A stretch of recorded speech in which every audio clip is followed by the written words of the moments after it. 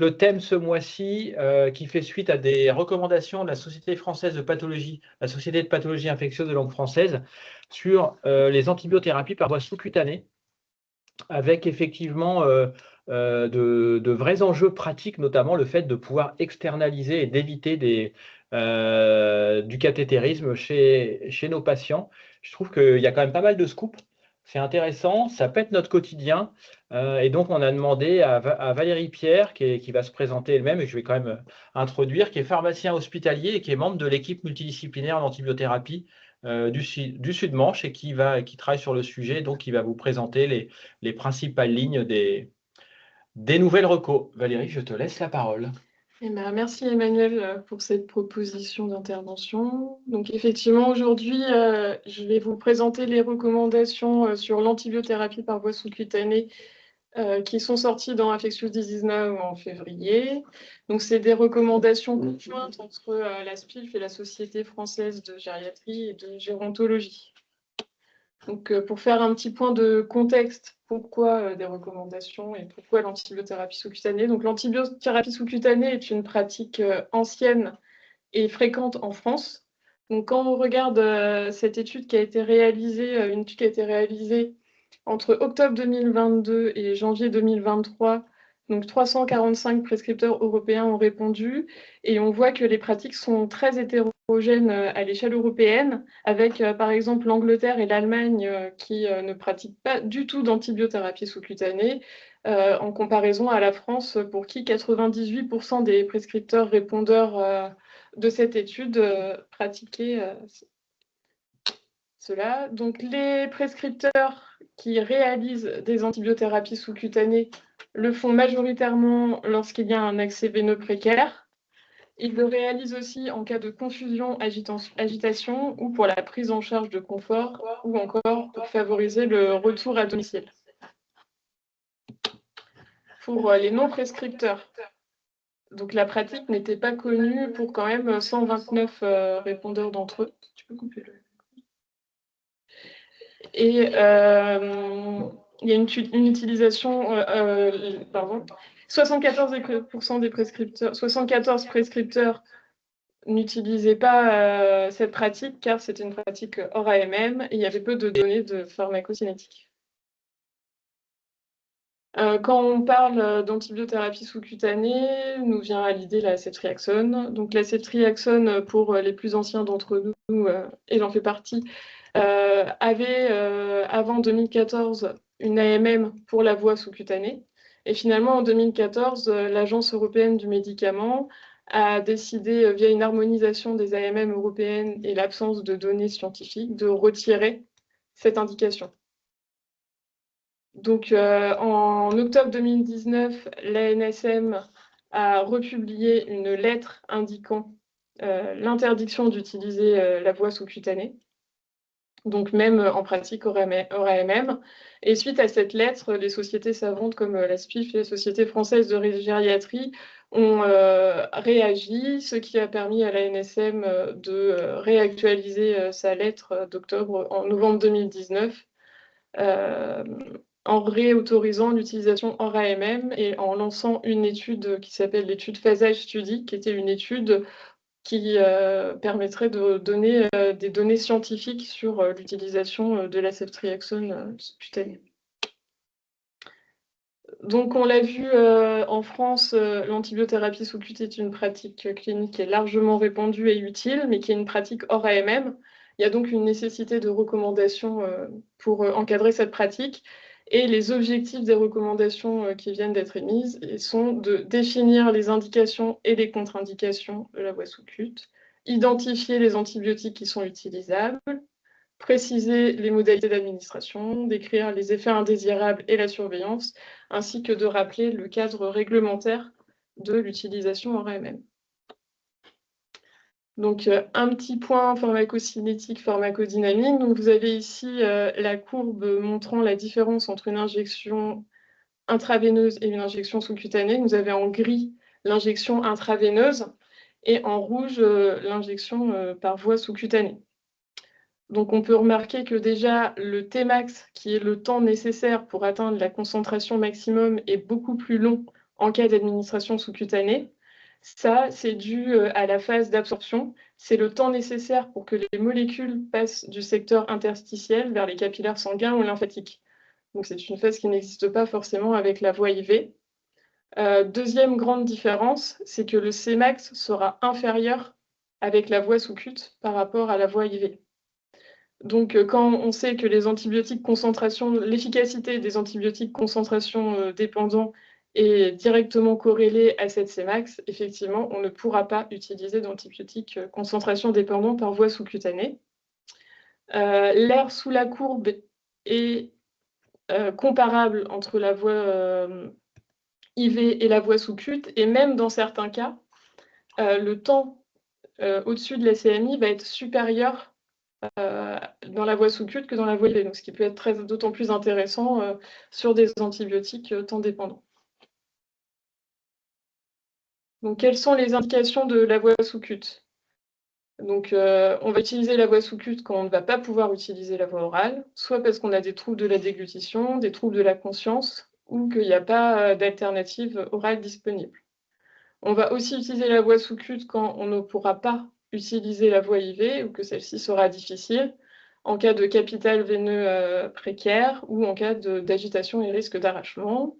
On peut aussi utiliser la voie sous-cute quand il y a une contre-indication à la voie IM, par exemple en cas d'anticoagulation, ou aussi pour des soins de confort, de fin de vie, ou alors quand ça facilite le retour ou le maintien à domicile.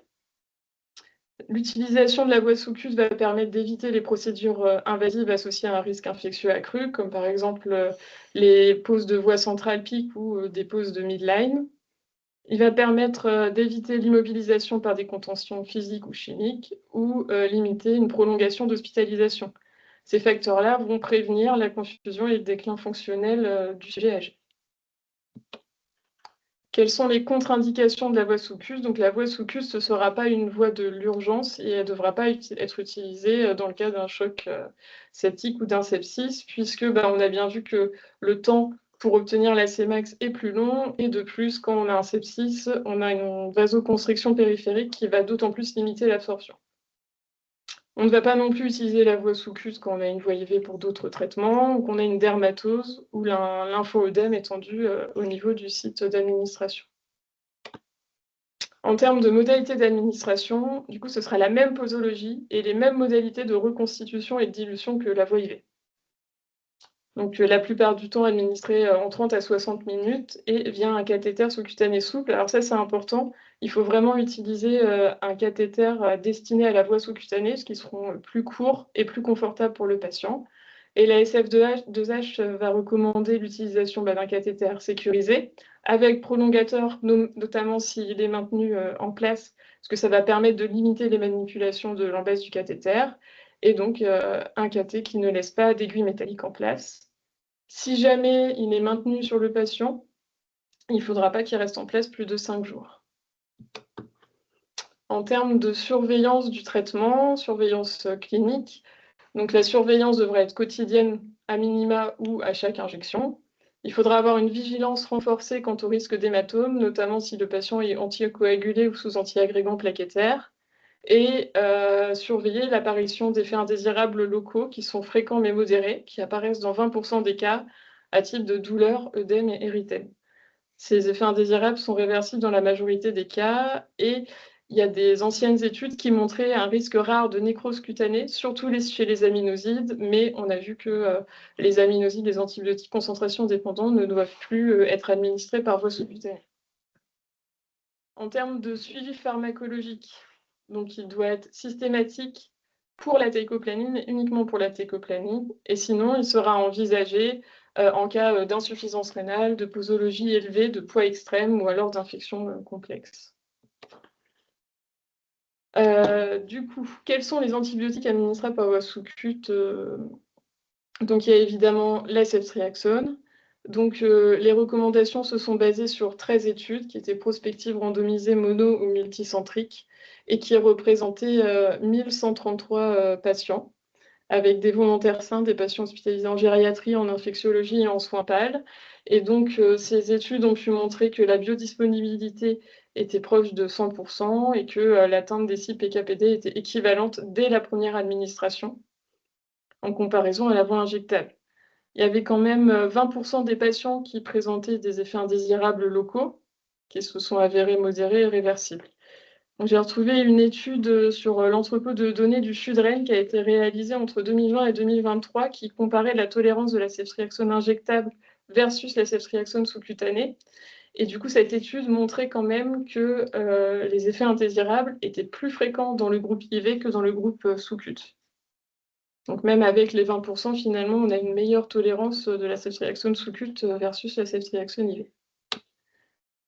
Rapidement, du coup, l'étude phasage qui a été réalisée en lien avec la NSM suite à la parution de la lettre interdisant les recommandations d'utilisation sous-cutanée. Donc, c'est une étude qui a été réalisée sur des patients âgés et qui ont comparé la pharmacocinétique et la tolérance de l'administration de ceftriaxone 1 g par 24 heures.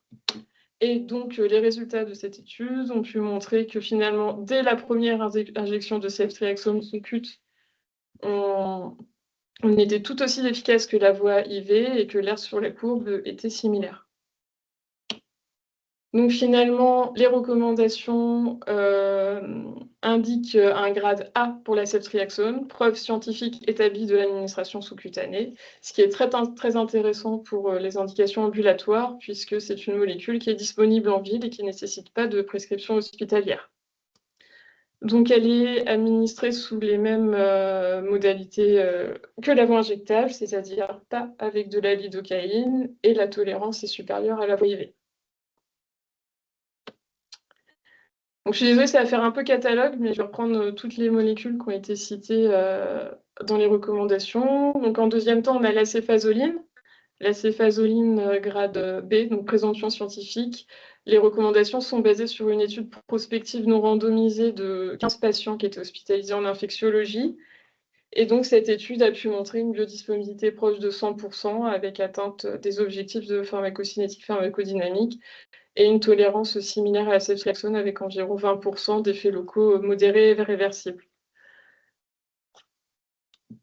L'ertapenem, donc, qui est bien connu aussi pour son utilisation sous-cutanée et qui est pourtant bien hors AMM. Donc là, il y a 10 études qui ont été étudiées, des études prospectives, rétrospectives, descriptives, monomulticentriques, ainsi qu'un cas clinique. Ça représentait 252 patients hospitalisés en soins intensifs, infectieux et gériatrie, avec pareil de bonnes données de PKPD et de tolérance. Idem pour le méropenem, avec une étude sur 11 patients hospitalisés en infectiologie, grade B. Pipetazo, 3 études, 135 patients hospitalisés en infectiologie et en gériatrie, donc idem. Ces études ont pu montrer une biodisponibilité proche de 100%, atteindre des cibles PKPD et une bonne tolérance. Pareil pour la thémocilline avec 9 patients. La benzatine benzylpénicilline, donc avec une étude, 3 études basées sur 135 patients. Donc là, ce qui était intéressant, c'était que le profil était même de l'injection sous-cutanée était même supérieur à celui de l'administration IM. Et il y a même une étude qui montrait que la voie sous-cut permettait de réaliser une plus forte poso d'un coup plutôt que plusieurs injections alternatives par voie IM. Donc, en comparaison aux autres molécules, par contre, où on disait qu'il fallait bien les administrer sur 30 à 60 minutes, là, il va bien s'agir d'une administration sous-cut directe avec une anesthésie locale préalable à la lidocaïne. La teicoplanin, donc là, les recommandations passaient en grade C, qui se basaient sur 7 études de 126 patients hospitalisés en soins intensifs, pédiatrie, infectiologie et gériatrie. Donc, ces études ont bien montré une biodisponibilité proche de 100%, atteindre des objectifs de PKPD. Par contre, ce qui est important avec la teicoplanin, c'est de toujours réaliser la dose de charge en IV et puis passer à la sous-cutanée avec toujours un suivi pharmaco obligatoire. Donc, il y a des études qui ont montré que que des schémas pouvaient être réalisés avec seulement 3 injections de sous-cut hebdomadaires. Donc, c'est un profil qui peut être intéressant aussi pour certains patients.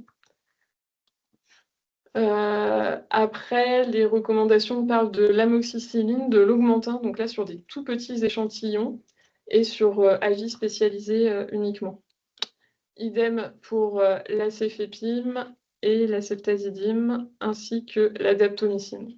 Sachant que pour l'adaptomycine, l'étude qui avait été retrouvée montrait que l'air sous la courbe par voie sous-cute était inférieur à la voie IV, mais que ça permettait quand même d'atteindre les cibles PKPD.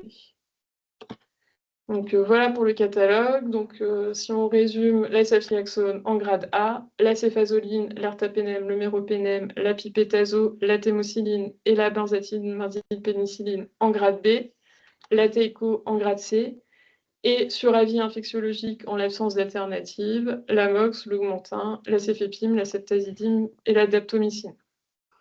Donc, toutes les molécules s'administrent de la même façon que par voie IV, sauf pour la benzethine-benzylpénicilline avec une injection sous-cute directe, et pour la teicoplanin avec une dose de charge de 48 heures obligatoire en IV. D'un point de vue du cadre réglementaire, donc ces molécules seront utilisées hors AMM, donc il faudra informer le patient et son représentant légal obligatoire avec un consentement tracé dans le dossier et une information au pharmacien et à l'infirmière. Donc en ambulatoire, ça veut dire la mention explicite hors AMM sur l'ordonnance, et en établissement de santé, il faudra mettre en place un protocole institutionnel validé par le référent infectieux et le pharmacien, donc il passera par le paramétrage du logiciel de prescription. Donc les recommandations proposent des modèles d'ordonnance pour la pharmacie. Ce qu'il faut bien avoir en tête, c'est que quand on a une prescription hors AMM, il y a normalement, réglementairement, pas de remboursement derrière. Donc, bien prévenir le patient et bien prendre en compte que finalement, la pharmacie de ville peut embêter avec ça. Pareil, un modèle pour l'infirmière libérale avec la notion de hors AMM. Voilà. Donc finalement, la voie sous-cute est une alternative pertinente et sécurisée dans les situations ciblées, avec de nombreux avantages. Elle permet d'administrer certains antibiotiques temps dépendants. Les modalités d'administration sont identiques à la voie IV et il faut informer le patient, le pharmacien et l'infirmière de cette pratique hors AMM. Donc vous avez sûrement vu passer la semaine dernière la lettre info antibio de la SPILF qui reprend ces recommandations. Et voilà. Je vous remercie pour votre attention. Vous pouvez compléter le questionnaire de satisfaction. Eh ben, merci Valérie. Alors c'est un vrai sujet. Je suis toujours un peu surpris, même si je le comprends, de voir que d'un point de vue systématique, dès qu'on est hors AMM, c'est non remboursé, parce qu'un des buts de la voie sous-cutanée, c'est de faire rentrer les gens, donc de baisser des durées de séjour qui sont bien plus coûteuses que les molécules qu'on pourrait prescrire en sous-cutanée, mais c'est comme ça. Donc effectivement, remplissez le QR code. Il nous reste une dizaine de minutes. Alors je vois qu'il y a des questions dans le chat. Pourrons-nous avoir les slides projetés? Bah oui, on peut les mettre en PDF sur le site Normantibio. Je pense que Valérie n'y voit pas d'inconvénient. Pas d'inconvénient. Voilà. Une question d'Ève Montera. Si on peut poser une voie veineuse, faut-il privilégier la voie IV à la voie sous-cutanée? Idem pour la voie intramusculaire.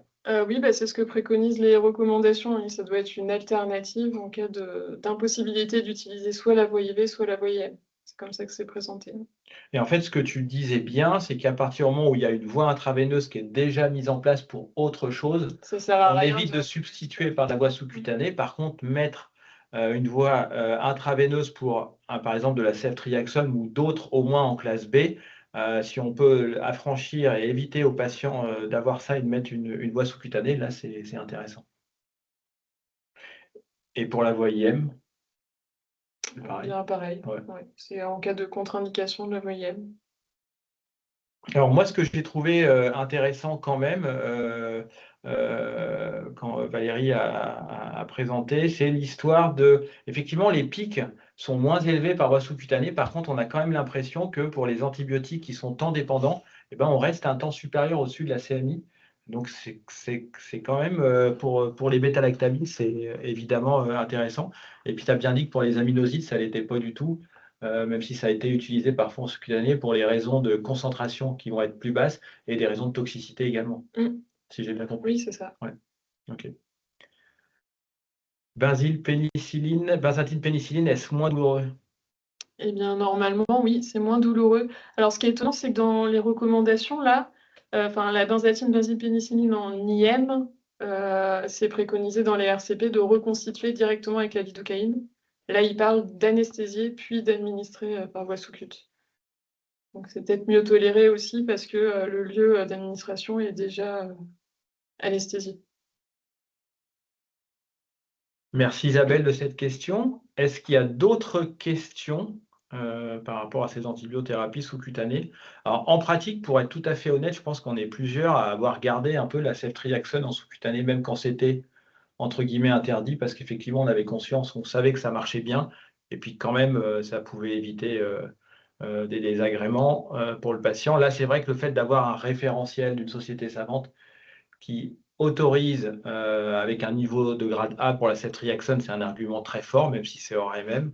Ça peut être utilisable. Puis pour tout ce qui est grade B, ça peut être aussi, je pense à la thémocyline en ambulatoire, par exemple, qu'on fait souvent en HAD. On pourrait presque même encore simplifier pour des relais par thémocyline pour des infections urinaires A bêta et LSE et les faire en sous-cutané.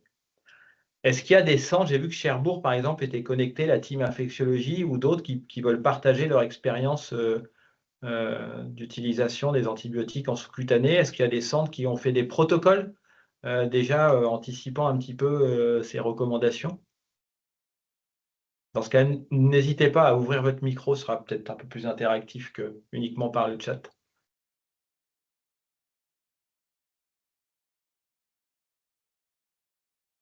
Non, pas spécialement.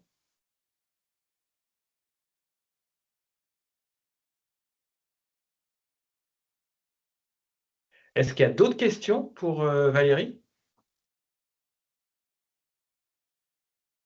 Alors, je crois que dans les congrès d'infectiologie et de pharmaciens, je ne sais pas, à Opipharm ou à la SFPC, s'ils vont aborder le sujet, mais je suis sûr qu'au JNI, il y aura une intervention là-dessus. Je suis sûr Il y a que... déjà eu l'année dernière? Oui, il y a déjà eu l'année dernière, oui, au JNI pour anticiper les recos, mais je ne sais pas si dans vos congrès... J'ai pas vu on passer verra. ça dans le programme, mais Et il n'y a pas de médico-éco dans les études? Tu sais, des études qui ont montré non, aussi le bénéfice médico-économique de la voie sous-cutanée. Donc, je ne sais pas s'il y a d'autres questions. On a encore 5 minutes si vous le souhaitez. N'hésitez vraiment pas, j'insiste, à remplir le QR code car c'est important qu'on puisse coller à des thèmes qui sont fréquents dans votre pratique. Nous utilisons souvent la ceftriaxone et l'ertapenem en sous-cutané à Cherbourg. Isabelle Lelier, merci du retour pour Cherbourg. C'est un peu ce qu'on faisait aussi au CHAG dans les antibiotiques. Et je rajouterais aussi la théicoplanine qu'on fait volontiers après la dose de charge en sous-cutané. Quid du poids externe? Oui, effectivement, à poids extrême, il y a ce problème d'absorption, notamment chez les obèses. Et du coup, chez les obèses, ça peut être plus compliqué d'utiliser la voie sous-cutanée. Et c'est dans ces cas-là qu'il faut faire aussi des dosages de surveillance pour voir comment la molécule est assimilée. Et donc, pour l'imipenem, eh bien, non. Ça faisait pas partie des recommandations là qui sont sorties, ne parle pas du tout de l'imipenem. Oui, il y a l'ERTA, il y a le MERO, mais il Il n'y y a a pas Arta Méro, mais l'imipenem. il n'y a pas imipenem, ouais. Donc, on ne l'utilise pas. Alors, nous aussi, comme Cherbourg, franchement, on ne précise pas que c'est hors AMM. Enfin, moi, je ne l'ai jamais fait, je crois. Sur Donc, les c'est jours de pas bien. sortie, Ouais, c'est pas bien. Hein, mais au moins c'est remboursé. bah oui, au moins, c'est remboursé. Et bah, du coup, on vous libère. Merci beaucoup de vous être connectés.